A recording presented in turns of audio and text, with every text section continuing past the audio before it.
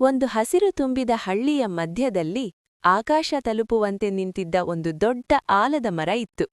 ಆ ಮರದ ಕೆಳಗೆ ಪ್ರತಿದಿನ ಅಜ್ಜಿ ತನ್ನ ಚಿಕ್ಕ ಮರದ ಕುರ್ಚಿಯಲ್ಲಿ ಕುಳಿತುಕೊಂಡು ಮಕ್ಕಳನ್ನು ಕಾಯುತ್ತಿದ್ದರು.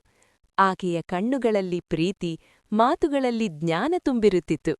ಮಕ್ಕಳು ಶಾಲೆಯಿಂದ ಬಂದ ಕೂಡಲೇ ಅಜ್ಜಿ ಬಳಿ ಓಡಿಬರುತ್ತಿದ್ದರು. ಇದು ಕೇವಲ ಮರ ಅಲ್ಲ ಎಂದು ಅಜ್ಜಿ ಹೇಳುತ್ತಿದ್ದರು, ಇದು ಕನಸುಗಳ ಮನೆ.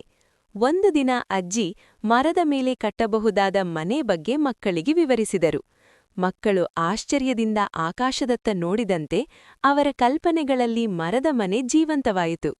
ಕೆಲವೇ ದಿನಗಳಲ್ಲಿ ಆಲದ ಮರದ ಮೇಲೆ ಒಂದು ಸುಂದರ ಮರಮನೆ ನಿರ್ಮಿಸಲಾಯಿತು. ರಾತ್ರಿ ಹೊತ್ತಲ್ಲಿ ಚಂದ್ರನ ಬೆಳಕಿನಲ್ಲಿ ಅದು ಹೊಳೆಯುತ್ತಿತ್ತು.